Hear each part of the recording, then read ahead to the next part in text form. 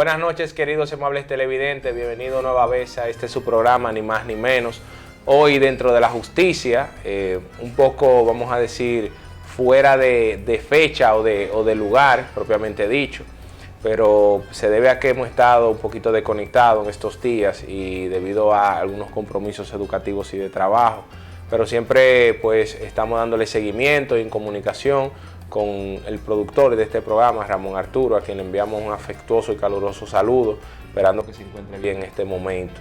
Para nosotros, como siempre, un placer que ustedes mantengan la sintonía con este canal y a esta hora precisamente en este programa, en este segmento, este espacio dentro de la justicia, que ya tiene un buen tiempo en la televisión de la región y que mucha gente sigue y siempre pues nos dan ese feedback positivo diciéndonos que cuando vamos a hablar de algún tema, cuando vamos a volver y ese tipo de cosas, y siempre para nosotros pues es un grato placer.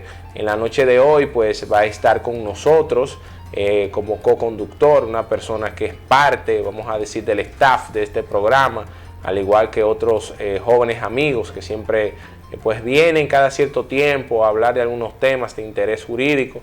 Y se trata nada más y nada menos que de un hermano, Miguel Díaz, quien nos va a acompañar. Buenas noches, Miguel, ¿cómo estás? Buenas noches, Chesney. Para mí es un inmenso placer poder volver aquí a Ni Más Ni Menos en su sección Dentro de la Justicia y darle un cálido saludo a las personas que siempre sintonizan este importante programa que nos trae informaciones relevantes del mundo jurídico. Tú sabes, Miguel, que en el día de hoy ha pasado un hecho. Nosotros teníamos, pues, como siempre, pues planificamos algunos temas para tratar, temas que son de interés para ustedes y en el día de hoy vamos a hablar un poco sobre pues lo que es el derecho a la información, lo que es la autodeterminación informativa, lo que es, y por ahí que lo queremos abordar, lo que ha sido esa laceración a derechos fundamentales que han tenido algunas instituciones, como son las instituciones de intermediación financiera con respecto a las informaciones de las personas, las cuales le está creando muchos problemas. Hemos visto en muchos días de esto, mucha gente que le aperturan un proceso, inician un proceso penal e inmediatamente no pueden sacar una cuenta de ahorro y le piden documentaciones y demás para poder sacar esa cuenta. Vamos a hablar un poco de eso, cuál es el organismo protector y cómo ese organismo, a nuestro juicio, pues no cumple enteramente con su deber y cuál es la acción constitucional por excelencia para poder lograr que sea restituido ese derecho fundamental. Pero antes de entrar en el bloque principal, a hablar de ese tema, Miguel, hay un tema que yo creo que todos los abogados en el día de hoy, nos guste o no nos guste, a la persona que le están haciendo, para mí, y así lo califico, una persecución a lo que es el derecho de defensa. Señores, nosotros que fuimos defensores públicos, que hablamos mucho de que lo que es el artículo 18 del Código Procesal Penal y además de lo que son los pactos a los cuales la República Dominicana, de los cuales la República Dominicana es signataria en el sentido de la protección de los derechos fundamentales y de manera muy específica un derecho nodal en lo que es el derecho procesal penal, derecho penal, que es el derecho que usted tiene a defenderse. Antes a las personas lo juzgaban y no había separación de funciones, es decir, el mismo que a usted lo juzgaba era el juez, era el fiscal y el verdugo, es decir, él era juez de ejecución de la pena, era el que te condenaba, era el que te acusaba y era todo. Entonces estamos hablando de la Santa Inquisición, estamos hablando de momentos muy oscuros de la historia jurídica, donde era un tema de la ley del talión y demás. Luego se instituyó la posibilidad de que usted se defendiese, de que usted pudiera tener asesoría jurídica y usted pudiera decir qué usted entiende sobre su proceso sobre la base de una acusación anterior.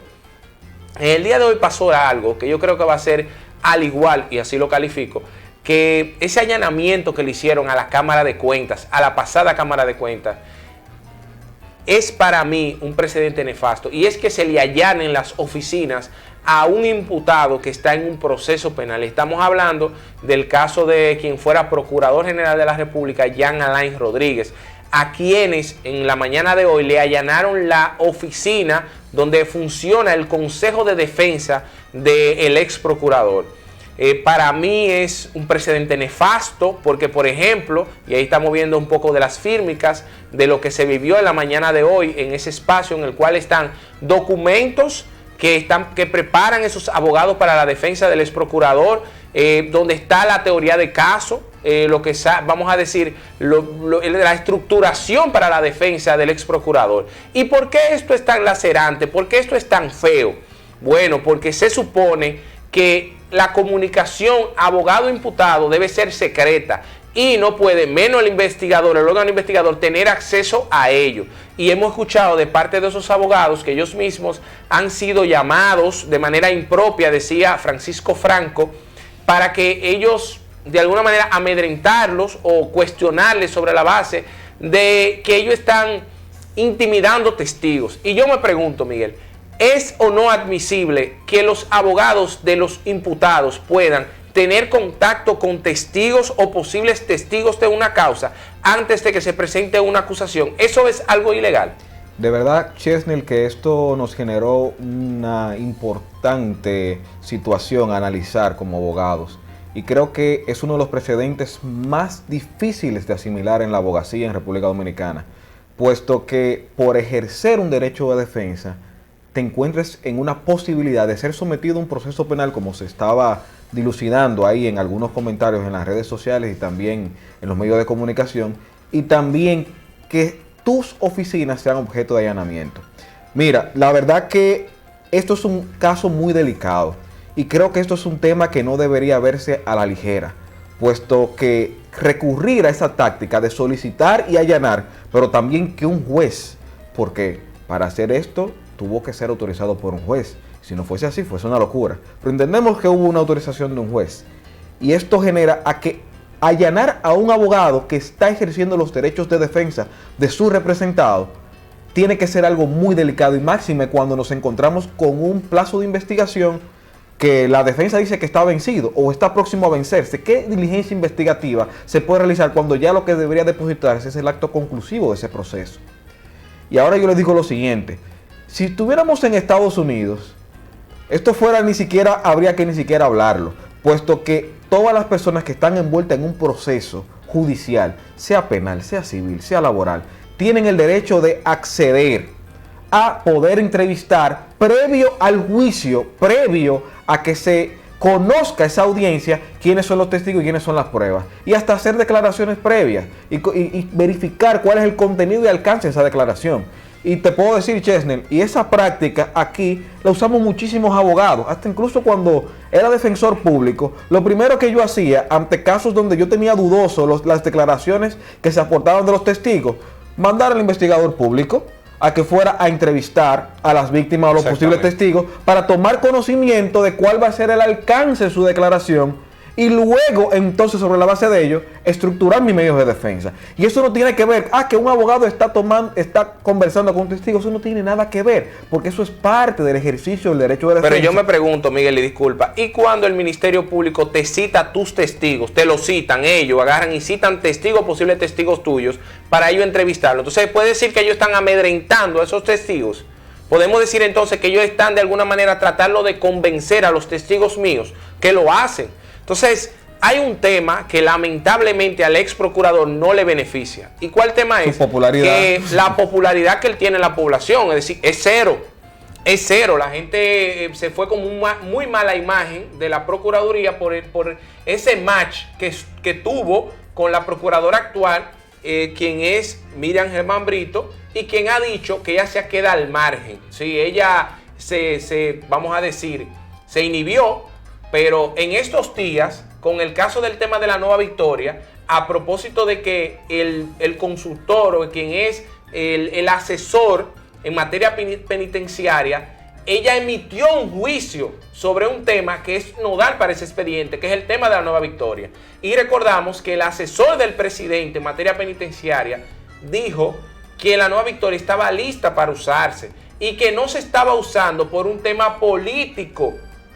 Y recordamos entonces que luego Miriam Germán Brito le contesta y dice que esa es su opinión, que eso es lo que él entendía, pero que ella entendía que había que esperar lo que era la auditoría de Cámara de Cuentas para decidir si usarse o no. Mientras tanto, la Procuraduría ha firmado varias adendas al contrato de la Nueva Victoria. Entonces, ¿cómo es Miguel que tú en una acusación le dices a un imputado que él malversó fondos, que hubo despilfarro del dinero público en una obra donde tú mismo firmas varias adendas de ese contrato, y me dice que es un contrato que adolece y que tiene situaciones de legalidad cuestionables. Entonces como que ahí no hay mucha lógica. De verdad que la Fiscalía tendrá que en los próximos días, para hacerle un honor a un ejercicio pulcro de lo que es una función pública, de establecer cuáles fueron las razones de emergencia y de urgencia o de asidero jurídico que le invitaron a realizar estos allanamientos. Porque hay muchas situaciones irregulares que hemos evaluado en este proceso. Desde el inicio, que nos advertían que el caso quizás no se estaba manejando como otros casos que se manejan aquí, desde las alertas migratorias, desde esa medida de coerción apresurada en razón de las comunicaciones que dio la propia Miriam Germán de que era inadmisible que se realizaran ese tipo de actuaciones aquí. Y por igual, el tema de la estructura de lo que se alegaba, cualquier persona que ha analizado este tipo de casos de estafa, de desfalco contra el Estado y de corrupción en cuanto a producción de obras, lo primero que analiza es cómo se manejó el dinero, en qué se invirtió o si se distrajo el dinero. Y lo que vimos en esa solicitud de medida de coerción en aquel entonces eran situaciones que se escapaban en principio a lo que podría ser esa calificación jurídica inicial. Y ahora lo que toda la población está esperando, sea abogados o las personas simplemente ciudadanos, estamos esperando qué es lo que va a contener esa acusación que ya debería haber sido depositada. Todavía supuestamente se dice que tienen plazo hasta las 12 de la noche el día de hoy. Sin embargo, con estos allanamientos habrá que ver qué es lo que van a agregar. Mira, hay un tema de discusión con respecto a eso, porque ellos pidieron una extensión del plazo de investigación. Del principio, y todos buscamos los videos, porque eso es un tema de ahora, como decía el presidente Luis Abinader, que ahora Google evidencia a mucha gente, pero evidencia a mucha gente. Y YouTube también. Y si tú buscas los videos, del inicio se dijo que había una medida de coerción que ya podía presentarse como acusación. Pero cuando llegan los 8 meses, se pide una extensión del plazo de investigación.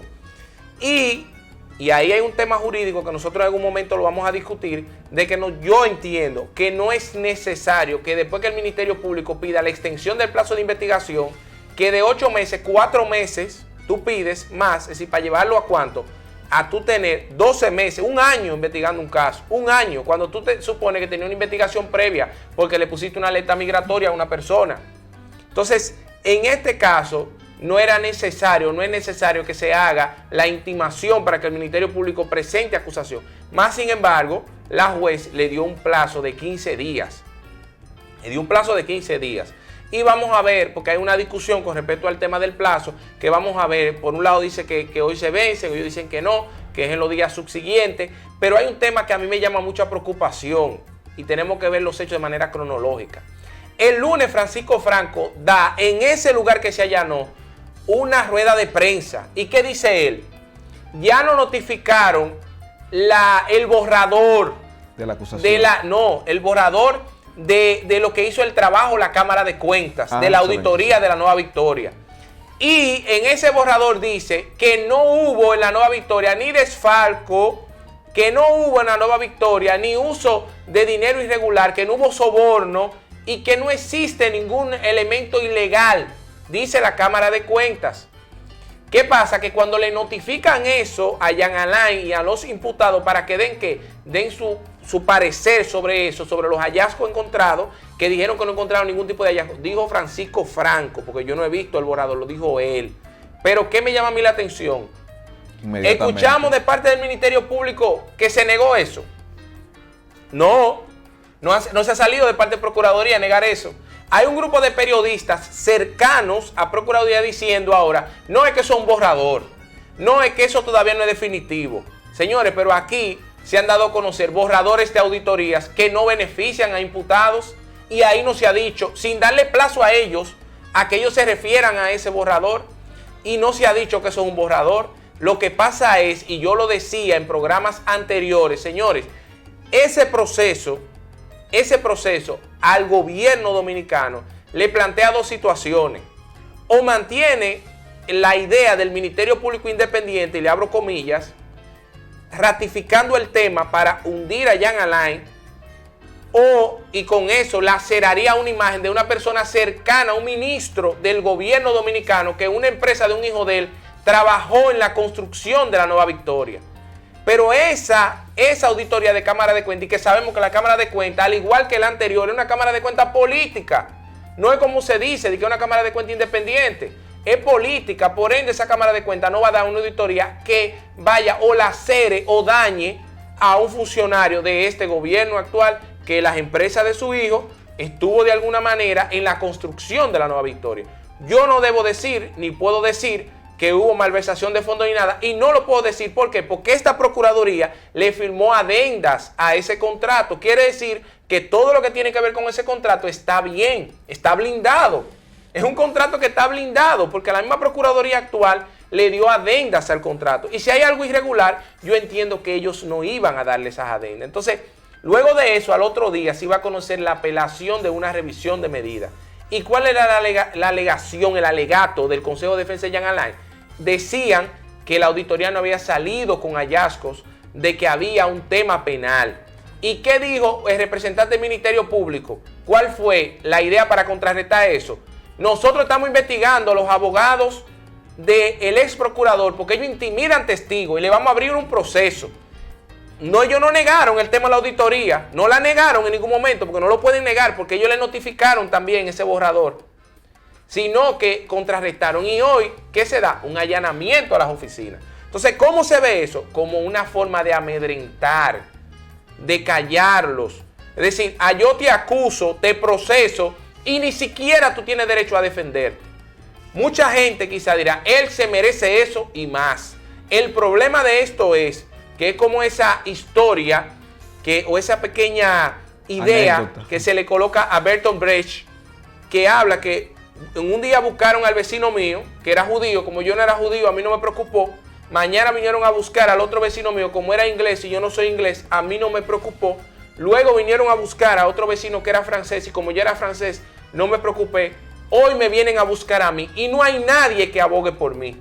Es decir, hoy esa situación a ti, amigo televidente, a ti, amigo abogado, no te lacera. Mañana podría ser que un familiar tuyo, un cercano tuyo, se ve envuelto en un proceso penal y ni siquiera se le permita que sus abogados ejerzan adecuadamente los derechos de defensa. Hasta uno mismo, Chesney. Imagínese que uno estuviese en un proceso penal y estuviera haciendo las labores que uno normalmente realiza, de entrevistar y tomar conocimiento de estos testigos. Que vengan y me allanen o vengan y me sometan a un proceso penal simple y llanamente por ejercer el derecho de defensa y una función. Porque esas alegaciones de intimidación tienen que estar bien fundadas. Eso no es a la ligera que se puede presentar. Y además hay que ver qué entienden por intimidación, porque simplemente conversar con una persona no es intimidación alguna. Pero más sería intimidación las prácticas que hemos visto de parte de fiscalía en las distintas fiscalías y más en las fiscalías especializadas, donde te citan a tus imputados solo, sin abogados, te lo trancan en un cuarto para conversar con ellos y decirle que hagan esto o aquello sin la presencia de su abogado.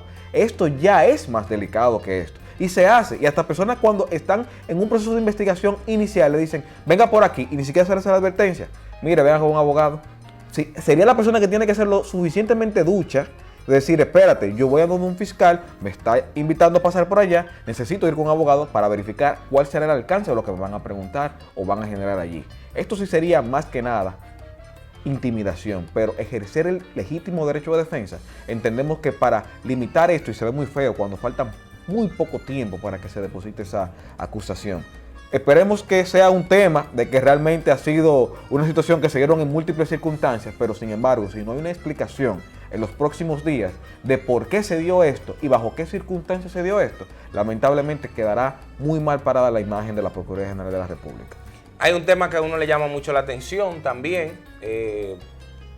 Esta semana se dan dos programas en el informe con Alicia Ortega con respecto a un funcionario público y una situación de el PROPET, todo el mundo lo vio eso, y darse este tema, ¿qué es lo que se ve en las redes? En Twitter lo pueden buscar, que todo esto surge para apagar esa situación.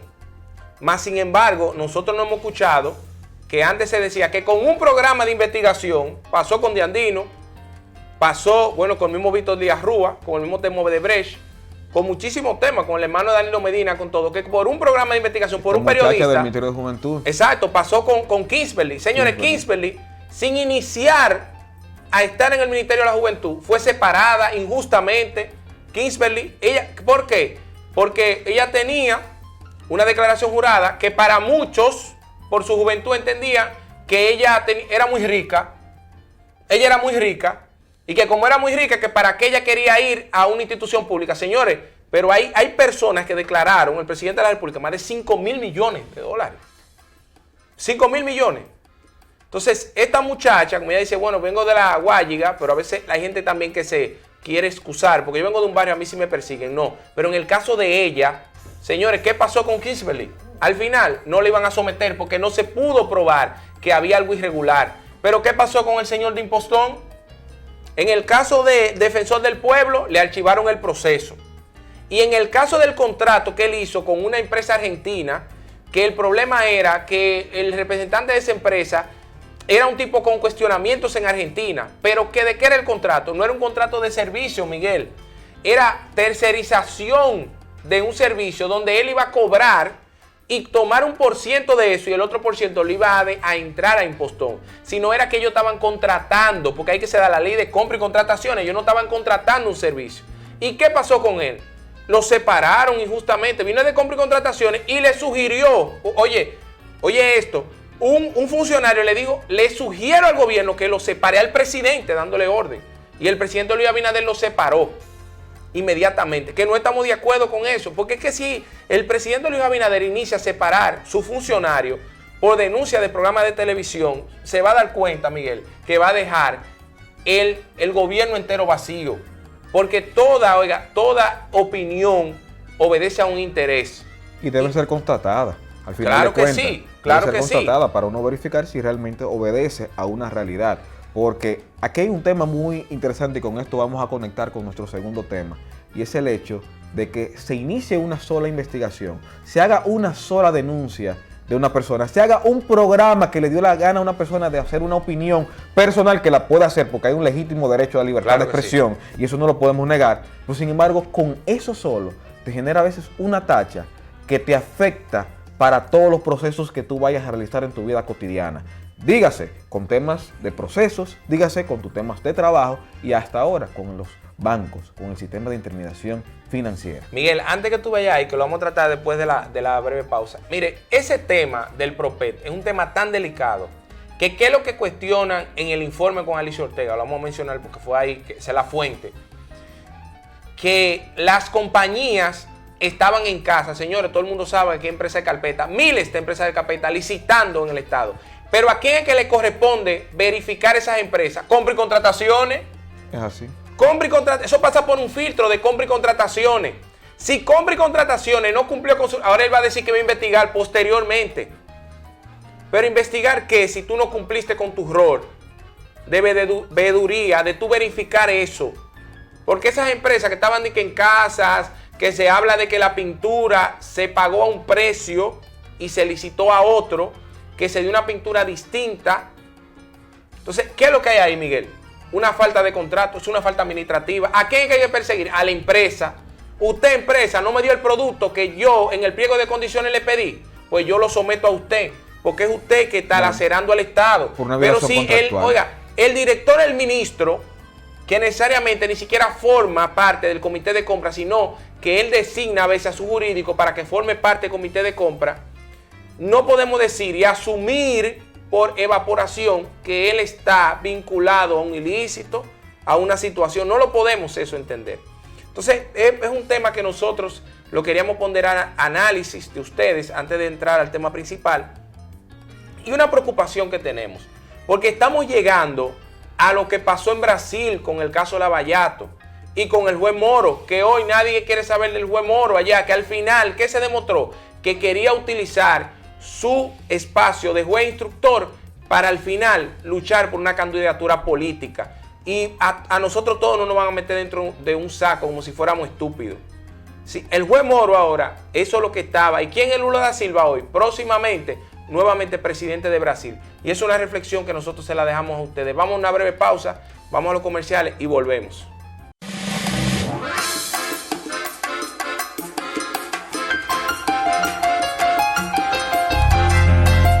Ni más ni menos, hoy dentro de la justicia, con ustedes le acompañan Miguel Díaz y Chesnel Calcaño. Miguel, antes de la pausa nosotros anunciamos que íbamos a hablar como tema central sobre lo que tiene que ver con el derecho a la información y también a propósito de la situación que está aconteciendo, donde las entidades de intermediación financiera y los bancos están limitando apertura de cuentas a personas, le están limitando el acceso para tener, vamos a decir, de alguna manera la apertura a poder hacer depósitos y recibir, por ejemplo, pagos de nómina.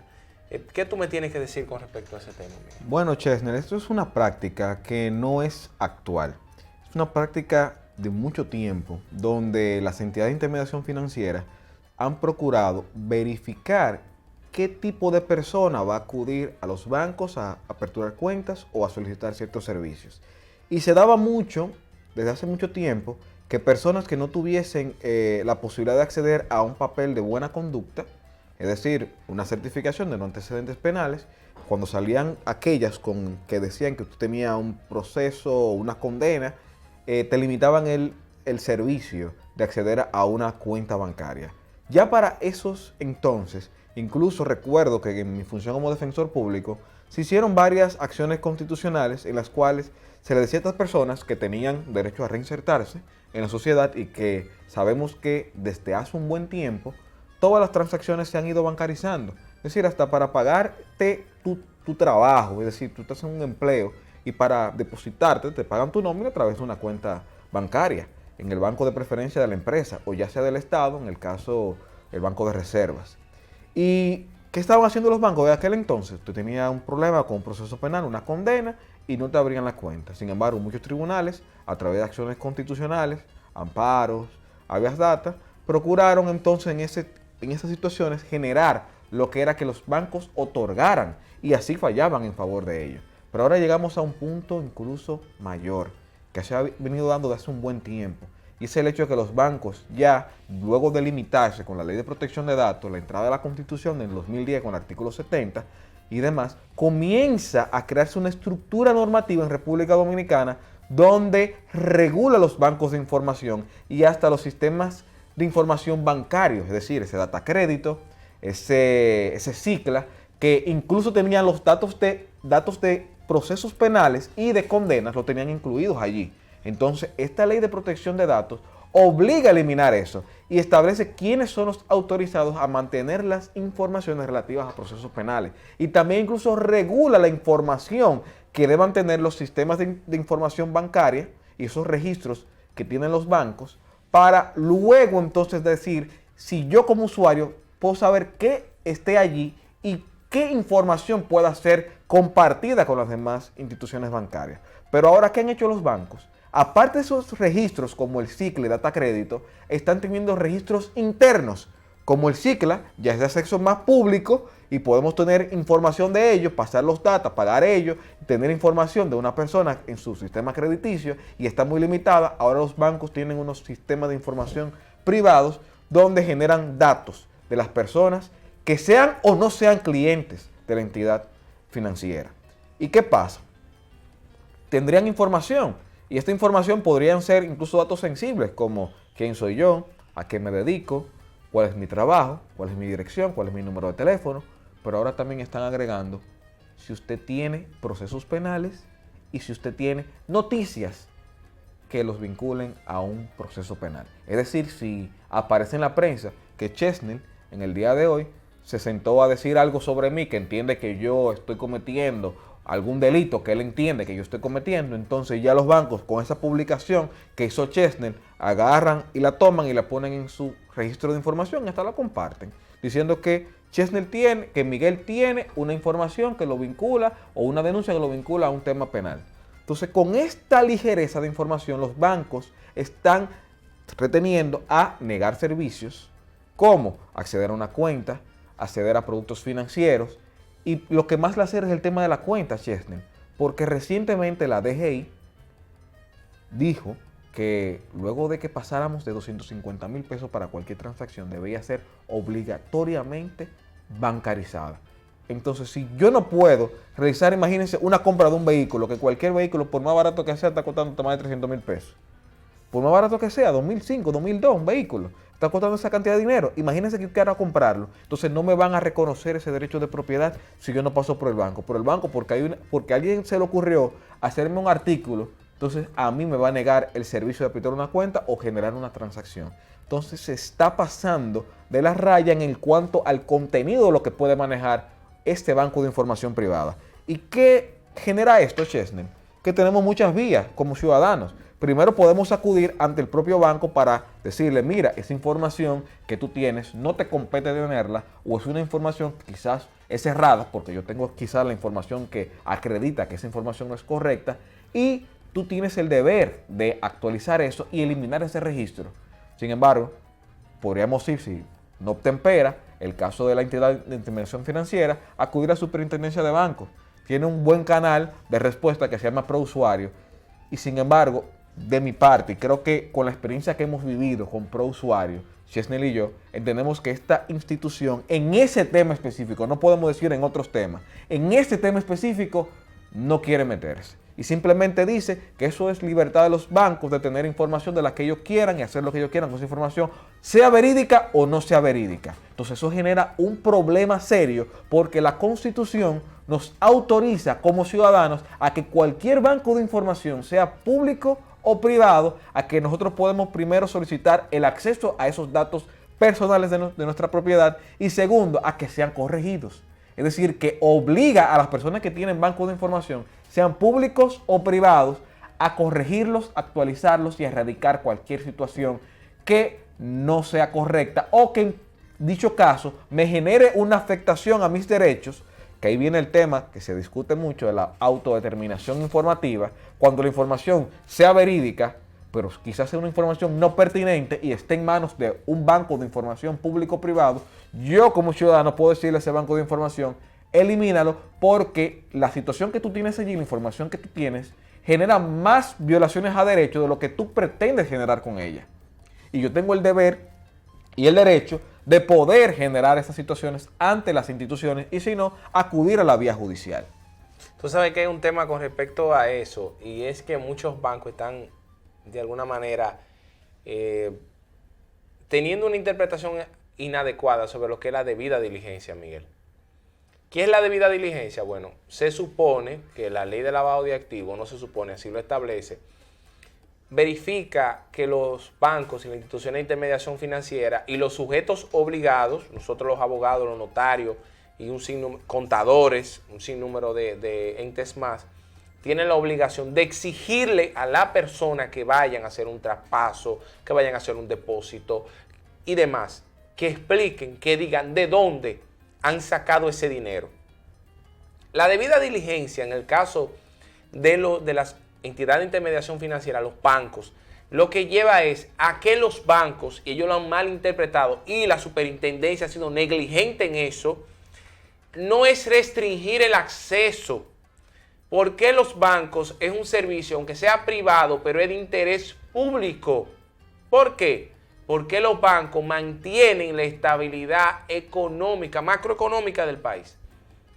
Tiene los ahorros de las personas. Pero señores, hablando de los allanamientos, como decíamos antes de la pausa, a ti te encuentran hoy 10, 20 mil dólares en tu casa y a ti te incautan ese dinero y te están investigando. Cuando tener dinero, señores, no es un delito. Pero es para obligar, ha obligado toda esta situación, porque ahora mismo estamos viviendo como, vamos a decir, en el viejo oeste, a nivel jurídico, están irrespetando todos los derechos. Te obliga a que tú tengas el dinero en el banco. Pero como decía Miguel, señores, un proceso penal lo puede tener usted hasta por un accidente de tránsito. Un proceso penal lo puede tener usted por una querella que le hicieron por un cheque sin fondo. Un proceso penal lo puede tener usted por un abuso de confianza, por estafa, por uso de documentos que pueden ser falsos o falsificados o falseados. Y una querella, una denuncia, no implica que usted es culpable. Pero de que usted, y otro tema que viene del lado del órgano investigador, de que usted es denunciado, querellado, de que usted inicia un proceso de investigación, el Ministerio Público le coloca una tacha que es ilegal, porque la Ley de Protección de Datos lo prohíbe. Hasta tanto usted no tenga una apertura a juicio, no debe publicarse en esos medios de información que usted tiene un proceso abierto. ¿Y qué han hecho todas estas entidades? Limitar este derecho que para mí, yo espero que en algún momento el Tribunal Constitucional lo establezca, que el acceso a los bancos es un derecho fundamental. Porque viene ligado al derecho al trabajo, porque ya todo el mundo le pagan con tarjeta de débito. La propiedad. Tiene que ver con el derecho de propiedad. Tiene que ver de alguna manera también con su dignidad, porque cuando usted va a un banco y le dice que usted no puede sacar una cuenta, y lo demás, la persona que está ahí, todo el mundo tiene acceso, además cuál es la legitimidad, Miguel, de los bancos tener informaciones como esa, que son informaciones que solo la deben tener, nada más y nada menos que los órganos investigativos. Ellos se amparan en resoluciones de la Superintendencia de Bancos, que los llama a ellos a acaparar ese tipo de información. Pero está equivocado la entidad de intermediación financiera y la superintendencia en ese sentido. Lo que debe hacer el banco es que si ve que Miguel va a hacer una transacción sospechosa, mandarlo a la UAF, a la Unidad de Análisis Financiero, adscrita a Hacienda. Y que si la Unidad de Análisis Financiero observa una situación que puede estar ligada a lavado de activos, envíe entonces esa alerta a Procuraduría para que el lavado de activos vaya detrás de Miguel o de la persona que está haciendo el tema ilícito. Pero el banco, y vamos a utilizar esta palabra, se cura en salud cuando notifica. El banco se cura en salud cuando notifica. Pero el banco no puede venir y decir y despacharse. Es que yo no tengo que ver si es verdadero o falsa esa información. ¿Qué está ahí esa información? Retírela. Y a veces tercerizarla, es decir, comunicarla a terceros, diciéndole, no, esa persona tiene algún inconveniente porque tiene proceso penal o tiene una información que lo ata a un proceso penal. Y esto genera una laceración terrible a derechos fundamentales porque te va negando otros derechos subyacentes. Y miren, y esto no lo decimos porque a veces uno se topa con este sistema jurídico, con muchas situaciones que hacen los tribunales. Sin embargo, el Tribunal Constitucional en sentencia TC 02413 ha establecido que tenemos ese derecho de acudir ante la acción constitucional de habeas data para lograr que esa información que reposa en ese banco privado que manejan los bancos pueda incluso ser corregida y pueda ser eliminada porque lacera derechos. Y entonces, naturalmente, si me están negando el servicio por un tema de una información que no debe estar allí, entonces, al final de cuentas, ¿qué me impide tener el servicio? Esto genera muchas situaciones colaterales, pero no solamente eso. Tenemos múltiples sentencias donde el Tribunal Constitucional ha tratado de regular este tema. Sentencia, por ejemplo, 523-15, sentencia 411-17, 404-16, sentencia donde el Tribunal Constitucional de manera reiterada ha establecido esto. Sin embargo, ¿qué nos llena de satisfacción, Chesney? Recientemente estuvimos ante un proceso donde realmente realizamos una acción constitucional en contra de entidades de intermediación financiera y válidamente el juez amparista, es decir, el juez constitucional, estableció válidamente que estas informaciones no pueden reposar en manos de los bancos ni tampoco tercerizarlas y mucho menos utilizarlas porque no son entidades que deban estar recopilando informaciones de investigaciones ni de procesos penales. ¿Quiénes son las entidades que tienen que hacerlo? Que nunca podría eso ser eliminado. Las entidades de seguridad nacional, es decir, el Ministerio Público, es decir, las agencias de policías y demás, pueden tener estas informaciones, pero privadas, por un tema de seguridad nacional. En el momento que estas entidades las publican, ya deslegitiman esa facultad que le da la ley para ellos almacenar esas informaciones. Entonces, comprometen su responsabilidad, ya sea patrimonial, penal o civil, dependiendo de las circunstancias en las que se hayan dado. Señores, esto es un tema que nosotros lo hemos abordado mucho y que le vamos a seguir dándole calor, vamos a decir, al tema de la autodeterminación informativa. Y vamos a seguir viniendo, Miguel, a tratar ese tema, porque nosotros vamos en los próximos días a hacer una serie de artículos con respecto a eso, porque es bueno que muchos tribunales, muchos jueces ni siquiera saben cuál es el alcance de la habeas data. Si a veces uno va a litigar un proceso y lo que hablan es de la veracidad o no de la información, sin saber la posibilidad que hay detrás de esta acción constitucional. Para nosotros, Miguel, y como siempre el tiempo apremia, en televisión siempre es un placer compartir con ustedes. Vi ahí y que lo estaba verificando en el celular, que vi al titular del PETCA hablando de que hoy no hubo allanamiento, sino incautación de propiedades. Bueno, eso está extraño. Vamos a decir además que a propósito de eso me llama mucho la atención de que si todas esas propiedades estaban a nombre del ex procurador y se han hecho incautaciones anteriores al inicio del proceso, ¿por qué se espera en el último momento de que está venciendo la acusación para hacer esas incautaciones?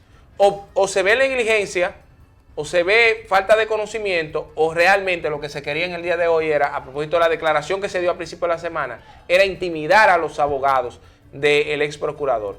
Que lo que muestra es, Miguel, que lo que hay un caso, y yo no le quiero dar la razón a él, pero es lo que parece, es un caso más personal en contra de él que la búsqueda de la verdad procesal. Sí, mira, y realmente vi hasta unas declaraciones donde se decía que esas propiedades en principio no habían sido ni incautadas ni allanadas por el hecho de que fueron adquiridas antes de que incluso el procurador fungiera como Procurador General de la República. Entonces esto genera muchas dudas. Por eso digo y reitero, Chesney, en los próximos días el Ministerio Público deberá justificar y explicar al país por qué realizaron esas actuaciones, porque de lo contrario nos vamos a ver en una situación de una incertidumbre jurídica que no habrá forma para nosotros los abogados ni para cualquier ciudadano. Gracias por ustedes sintonizarnos. La realidad, Miguel, con ese tema es que y en un momento se verán todos y todas de que estamos alimentando a un dragón de 3 cabezas o 4 que en algún momento descontrolado quizás se coma la cola y todo lo que está a su alrededor.